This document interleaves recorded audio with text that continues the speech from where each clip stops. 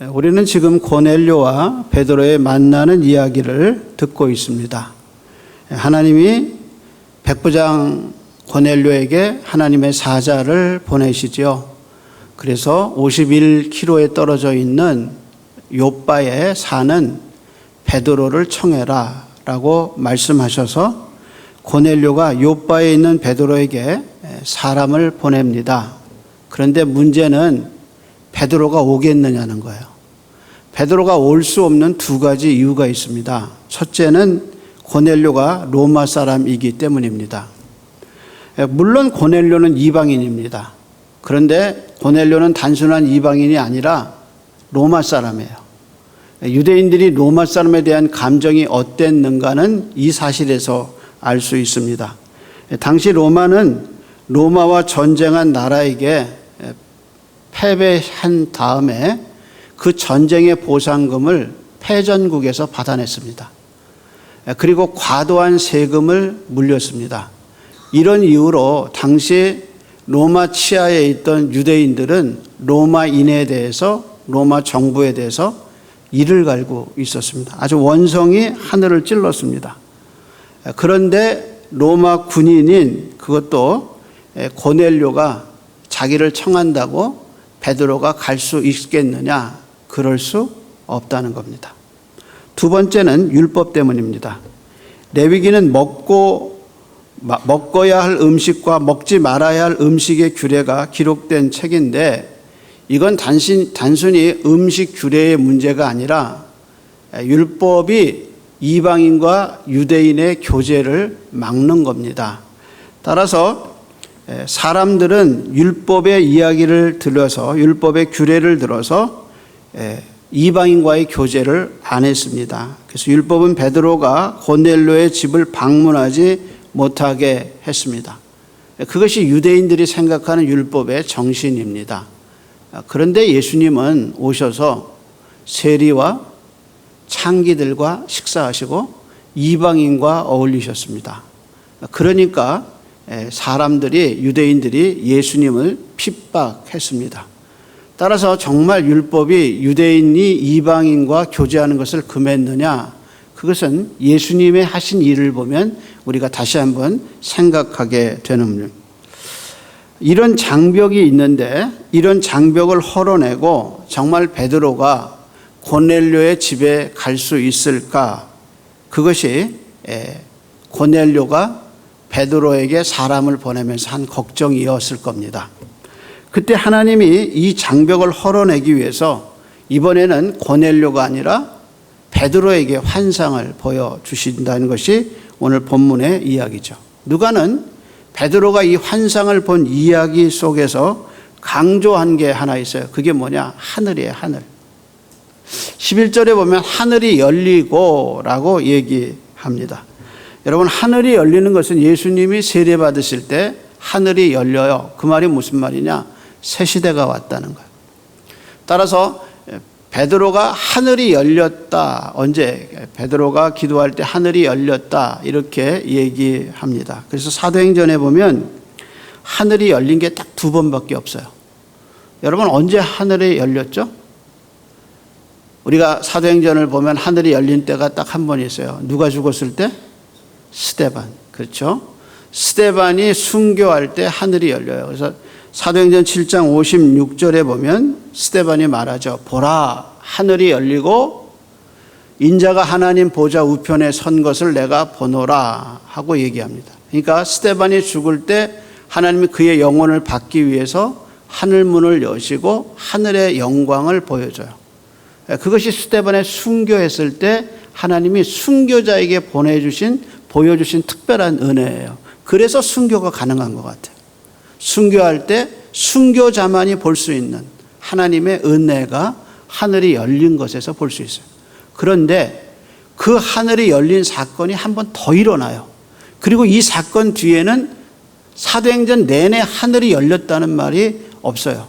그러니까 이 환상이 하늘이 열리고 베드로에게 특별히 보여졌다는 사실, 그 중요성을 알 수 있습니다. 그래서 11절에 보면 하늘이 열리고 한 그릇이 내려오는데 보니까 큰 보자기 갖고 내 귀에 메어 땅에 드리웠더라 라고 얘기하고 있습니다. 누가는 베드로가 본 그릇이 얼마나 큰가, 이제 그릇의 크기를 얘기할 때 뭐라고 했냐, 큰 보자기 같다 그랬어요. 근데 이 큰 보자기라는 말이 헬라 말에 돛대의 그 돛대, 바람을 몰고 가는 그 돛대를 얘기합니다. 그러니까 크기를 좀 알 수 있죠. 그런 큰 돛대의 크기만한 그릇이 내려오고 보자기 같이 그것이 내려왔다 그렇게 얘기하죠. 그 안에를 보니까 4발 달린 짐승들이 있고 기어다니는 파충류들이 있고 하늘을 나는 새들이 있었다. 그래서 그 그릇 안에 그런 것들이 가득 차 있었다. 마치 노아의 홍수 때 노아 방주 안에 하나님이 정한 짐승들과 정하지 않은 짐승들을 같이 넣어둬서 보존하죠. 그것처럼 하나님이 이 지금 자리에 큰 그릇에 그런 것들을 가득 섞어놨어요. 그걸 보면서 베드로가 이게 무슨 뜻일까라고 생각하는데 첫 번째 음성이 들려요. 뭐라고 들리냐? 베드로야 일어나 잡아먹어라. 그랬더니 베드로가 그 말을 듣고 깜짝 놀라서 얘기하죠. 주여, 내가 지금까지 속된 음식을, 속된 것을 한 번도 결코 먹어본 적이 없습니다 라고 얘기하죠. 그때 두 번째 음성이 들려요. 이렇게 얘기하시죠. 베드로야, 내가 깨끗하게 한 것을, 하나님이 깨끗하게 한 것을 네가 속되다 하지 말라. 그러고 그런 일이 몇 번 있었냐? 3번 있고 나서 그 그릇이 도로 하늘에 올라갔다라고 얘기하죠. 여러분, 여기서 우리는 중요한 원리 하나를 발견합니다. 이 사건이 언제 일어났느냐? 베드로의 기도 시간에 일어나. 9절에 보면 그때 베드로가 기도하려고 지붕에 올라가니 그 시각은 제6시라 했습니다. 여기 6시는 우리 시간으로 말하면 정오 12시죠. 그래서 누가는 본문에 보면은 사람들이 시장에서 음식을 준비하고 있었다 그렇게 얘기합니다. 이걸 보면 베드로가 이 환상을 보겠다고 특별하게 기도한 게 아니라는 걸 아셔야 합니다. 그는 유대인의 습관을 따라 기도했어요. 그런데 그 평소의 기도가 하나님의 역사를 가져오는 통로가 됐다는, 그러면서 평소의 기도를 통해서 하나님의 은혜가 그에게 임했다는 거죠. 그래서 남들은 음식을 준비할 때 베드로는 평소처럼 기도하기 위해 지붕 다락방에 올라갑니다. 근데 그 지붕의 다락방에서 이방인과 유대인이 하나 되는 십자가의 복음을 증거하게 되는 그런 결정적인 동기가 되는 것을 볼 수 있습니다. 그럼 베드로는 이전에 어땠냐? 베드로는 겟세마네 동산에서 기도할 때 자던 사람입니다. 그래서 자는 베드로를 보고 예수님이 이렇게 말씀하시죠. 시몬아, 네가 나와 함께 1시간도 깨어 있을 수 없더냐? 그것이 베드로의 모습이었어요. 그런 베드로가 사도행전에 들어오면서 뭘로 바뀌냐? 기도하는 사람으로 바뀌어요. 그래서 1장에 보면 오순절 성령이 오기 전에 120명이 마가다락방에서 기도할 때 제일 먼저 성경에 드러난 이름이 누구냐? 베드로예요. 베드로. 베드로와 야고보와 요한과 12사도의 이름이 나오고 기도하는 여자들과 예수님 어머니 마리아와 동생들이 나오죠. 그래서 사도행전 1장을 피면서 베드로의 기도 모습이 나와요. 그런 베드로가 사도행전 3장에 가서 성전 미문에서 평생 동안 일어나지 못한 장애인을 일으키죠. 그때가 언제인지 아세요? 그때가 제 기도 9시 기도 시간에, 그가 9시 오후 3시에 기도하러 성전에 올라가다가 이 기적을 행하게 돼요. 그랬던 베드로가 사도행전 4장에 산헤드린 공회에 체포당해서 감옥에 있어요. 하나님의 은혜로 풀려나서 그가 돌아와서 제일 먼저 한 일이 뭐냐? 예수의 이름으로 말하지도 말고 가르치지도 말라는 그 협박을 이기고 성도들과 함께, 제자들과 함께 열심으로 기도합니다. 그래서 땅이 흔들리고 담대하게 하나님의 은혜가 내려오죠. 그는 철저하게 기도하던 사람이에요. 그래서 사도행전의 9장에 가면 가장 결정적인, 다비다를 살릴 때 어떻게 했냐? 그가 무릎을 꿇고 기도예요. 따라서 베드로의 사역에서 끊임없이 반복되는 것이 뭐냐? 그가 평소에 기도했다는 거예요. 그러면서 그 평소의 기도의 생활을 우리에게 보여주고 있어요. 그래서 어떤 개혁자가 기도를 뭐라고 말했냐? 기도는 천지를 창조하신 하나님을 독대하는 행위다 그랬어요. 그러니까 천지를 지으신 하나님을 개인적으로 만나는 시간이 뭐냐? 그것이 기도라는 거예요. 그래서 누가는 베드로가 기도할 때 어떻게 했냐? 하늘이 열렸다. 그렇게 말하고 있어요. 그러면서 누가는 또 한 가지 단어를 써요. 그게 뭐냐? 황홀경이라는 단어를 써요. 근데 이 황홀경이라는 단어가 헬라말에 어떤 뜻을 갖고 있느냐? 이것이 이런 뜻을 갖고 있어요. 그 황홀경이라는 것은 이렇게 말해요. 일상생활에서 벗어나서 어떤 신비한 현상을 보고 놀랄 때, 이게 그때가 황홀경이에요. 그러니까 일상생활에서 벗어나서 하나님의 어떤 신비한 현상을 보고 놀랄 때 인간의 반응이 뭐냐? 영어로 말하면 amazing하다 그러죠. 그걸 뭐라고 표현했냐? 황홀경이라고 얘기했어요. 기도는요, 예수님이 말씀하신 것처럼 하늘 문을 두드리는 인간의 행위예요. 예수님 뭐라고 말씀하셔요? 두드리라 그러면 열릴 것이요, 찾으라 그러면 찾아질 것이다. 예수님은 기도를 뭐라고 말했냐? 네가 하늘의 문을 두드리는 것이라고 얘기했어요. 그리고 또 기도는 우리가 일상생활에서 벗어나서 하나님의 시간으로 넘어가 하나님을 독대하는, 그래서 하나님이 주시는 그 은혜와 그 하나님의 그 경륜과 마음을 알 수 있는 시간이 뭐냐? 그 기도예요. 그래서 예수님이 골방 기도할 때 이렇게 얘기해서 골방에 들어가서 그 다음 말이 뭐예요? 문을 닫고 그랬어요. 그 문을 닫는 행위가 뭐냐? 이게 세상과의 단절이에요. 그리고 내가 하나님 앞에서 하나님의 언어를 배우고 하나님의 마음을 배우고 하늘의 맛을 보는 시간이 뭐냐? 그것이 골방의 기도예요. 그래서 골방에 들어가거든 문을 닫으라라고 얘기했어요. 그래서 베드로가 특별하게 기도한 거 아니에요. 베드로는 평소의 기도에서 하나님의 은혜를 맛보는 시간을 가졌어요. 그래서 예나 지금이나 하나님은 기도하는 사람들과 함께 하셔요. 따라서 이 질문은 우리에게 이런 베드로의 모습은 우리에게 이런 질문을 던지죠. 당신은 기도 생활을 어떻게 하십니까? 라는 질문을 던지게 되죠. 평소의 기도가 삶에서 그 답답하고 안타깝고 그 복잡한 그 내 삶에서 어디로 가서도 해결할 수 없는데 그걸 놔두고 하나님의 시간 속에 들어가서 하나님이 주시는 지혜와 하늘의 맛을 경험하는 시간이 뭐냐? 그게 기도예요. 그래서 하나님의 세계로 옮겨져서 하나님의 뜻이 무엇인지 하나님의 지혜를 받는 것. 그래서 야고보 선생이 끝까지 얘기하죠. 너희 중에 누구든지 지혜가 부족하거든 하나님께 구하라 얘기하죠.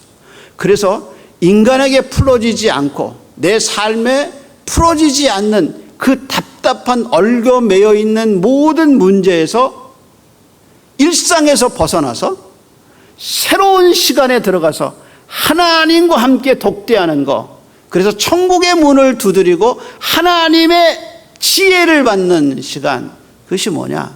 그것이 기도예요. 그래서 이 베드로가 이 골방, 다락방의 기도를 통해서 하나님의 뜻하지 않은 은혜를 경험해서 누가는 두 가지 단어를 썼다 그랬죠. 하늘이 열리고 그 다음에 황홀경, 하나님의 시간 속에 있는 모습을 보여줘요.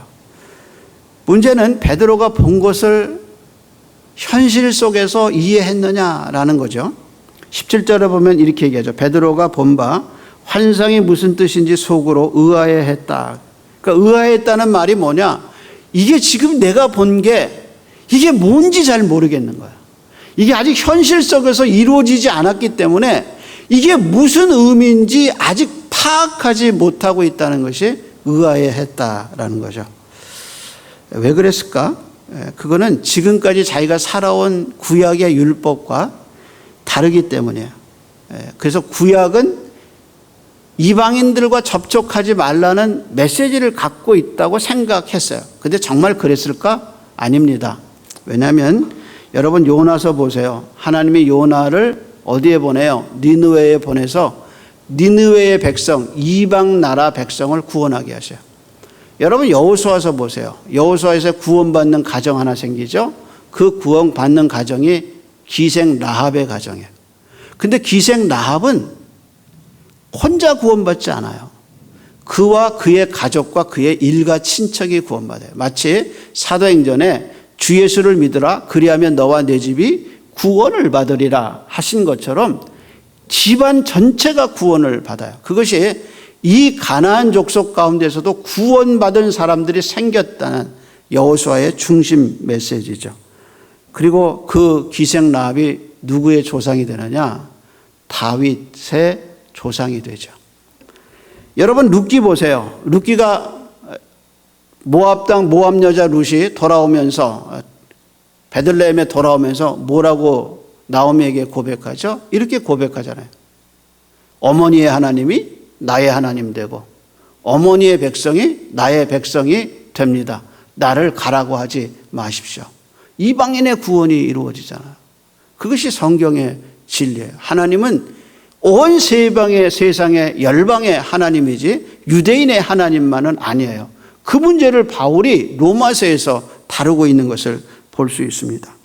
따라서 지금 하나님이 예수 그리스도의 십자가를 통해서 이방인이 할례를 받거나 모세의 율법을 지킴으로 구원받는 것이 아니라 이방인과 유대인이 다 예수 그리스도를 통해서 구원받는 십자가의 복음을 이루셨는데 유대인들이 갖고 있는 이 생각 때문에 복음이 증거되지 않고 갇혀 있단 말이에요. 그래서 하나님이 이 문제를 풀어가기 위해서 유대인의 대표격인 베드로에게 이 환상을 보여줬어요. 여러분 성경에서 똑같은 환상이 3번 보여준 사건이 있어요? 없어요. 그리고 성경에서 하나님이 3번 한 자리에서 3번 얘기한 게 있나? 찾아보세요. 없어요. 하나님이 처음으로 목소리를 들려준 아담 사건 보세요. 하나님 뭐라고 부르셨어요? 아담아, 아담아 2번 부르셔요. 예수님이 삭개오를 부르실 때 뭐라고 부르셔요? 삭개오야, 삭개오야 2번 부르셔요. 다메섹 도상에 가고 있던 사울을 부르시는 장면에 가보세요. 부활하신 예수님이 사울을 몇 번 부르셔요? 2번 불러요. 사울아, 사울아. 근데 이 사건에선 하나님이 3번씩 똑같은 음성을 들려주셔요. 내가 깨끗하게 한 것을 네가 토속되다 하지 말라고 얘기하셔요. 이것이 바로 하나님의 이 사건이 얼마나 중요한가를 가르쳐 주는 겁니다. 따라서 베드로가 본 이 비전은 율법과 모순된 게 아니라 율법을 완성한 겁니다. 그래서 유대인과 이방인이 예수님 안에서 하나 되었다는 것을 보여주죠. 하나님이 깨끗하게 하셨다는 말은 이방인을 구원하시는 하나님의 계획이 십자가로 완성이 됐다는 겁니다. 그래서 하나님이 이 장면을 귀하게 여기셔서 3번씩 말씀하신 겁니다. 베드로가 이 장면을 보고 너무 이상해서 이것이 진짠가 그 다음에 의심했다 그랬어요. 그래서 베드로가 의아하고 있을 때 문 밖에서 고넬료가 보낸 사람들이 찾아와 베드로가 여기 있느냐고 묻고 있어요. 여러분 한번 상상해 보세요. 지금 지붕의 다락방에서 베드로는 자기가 본 환상을 바라보면서 이것이 진짠가 이거 부인할 수 없는데 이것이 무슨 의미인가 하고 그것을 의심하고 있었을 때 그 환상을 본 실제가 문 밖에서 이루어지고 있어요. 그래서 지붕 위에 있는 베드로와 그 본 환상이 진짜 안에서 이루어지기 위해서 고넬료가 보낸 사람들이 문을 두드리면서 여기 베드로가 있느냐고 묻고 있어요. 그때 이 장면에서 누가가 이렇게 얘기해요. 베드로가 이 환상을 생각하고 있을 때 성령이 그에게 말했다. 그렇게 했어요. 그래서 20절에 보면 일어나 내려가 의심하지 말고 가라 라고 얘기하죠. 여기서요 헬라어에 의심한다는 단어는 앞에 접두사가 하나 붙어요. 이게 뭐냐면 디아라는 접두사가 붙어요. 근데 디아가 무슨 의미가 있냐면 이게 무엇을 근거로 무엇을 통해서라는 뜻이에요. 그러니까 의심한다는 말이 무슨 의미냐? 이것이 자신의 경험과 지식을 통해서 현재 일어난 사건을 분석하는 행동을 얘기해요. 그러니까 하나님이 보여주신 이 사건에 대해서 자기의 경험과 자기의 지식을 근거해서 보니까 이게 지금 이해가 안 되는 거예요. 그때 성령이 뭐라고 말씀하냐? 의심하지 말고, 이 말은 분석하지 말고, 그리고 네 경험으로 판단하지 말고, 그 다음 말이 뭐냐? 믿고 내려가라 그랬어요. 한 주간 이 설교를 묵상하면서요, 가장 많은 은혜가 된 게 뭐냐? 의심하지 말고 믿고 가라는 말이에요. 저도 해야 할 일이 많아요. 특별히 설교 사역을 하면서 설교를 준비하고, 야, 이게 설교가 하나님 앞에 받아질까라는 생각을 하죠. 그때 계속해서 한 주간 주신 말씀, 믿고 전해라. 믿고 내려가라. 우리는 분석해요. 우리는 분석하고 생각 많이 해요. 근데 믿음이 없어요. 그래서 하나님이 지금 보여준 환상과 그것이 이루어지는 이 세계 사이에, 이 환상과 이루어지는 세계 사이에 뭐라고 말씀하시냐? 믿고 함께 가라. 그래서 베드로가 어디서 내려오냐? 2층에 기도하는 자리에서 내려와요. 그러면서 말하죠. 내가 너희가 찾는 사람이다. 그리고 환상을 이루어요. 여러분 어떻게 이루어요? 문을 열고 그 이방 사람들을 자기 집안으로 들여요. 그리고 함께 있어요. 다시 말해서 하나님이 지금 막 보여주신 이 환상의 실현이 어디서 일어나느냐? 베드로의 영적 생활 속에서 일어나요. 그래서 이방인을 문을 열고 그 고넬료가 보낸 사람들을 자기 집안에 들이면서 교제가 시작되죠. 이것이 교회사의 새로운 역사예요. 이것이 하늘이 열리고 예수님이 오신 사건처럼, 순교자 스데반이 하늘에 올라가는 사건처럼, 사도행전 10장에 고넬료의 가정에 가서 복음을 전하고 그 사람들을 받아들인 베드로의 이 역사는 교회사에서 획기적인 역사예요. 그래서 하나님의 역사가 실제가 돼요. 여러분 두려워하지 마세요. 믿고 가세요. 이 설교를 준비하면서 이 말을 받을 사람이 있다고 하나님이 말씀하셨어요. 여러분 믿으세요. 그리고 담대하게 함께 걸어가는 은혜가 있기를 소원합니다. 기도하겠습니다. 하나님, 종교 생활하지 않고 예수의 피로 거듭나게 하셔서 신앙생활하게 하셔서 감사합니다. 하나님과 교제하는 일상의 기도가 회복이 되며 하나님의 성령의 인도함을 받는 자녀가 되어 두려워하지 말고 겁내지 말고 걱정하지 아니하고 믿고 걸어가는 하나님의 사람들 되게 은혜를 입혀 주시옵소서.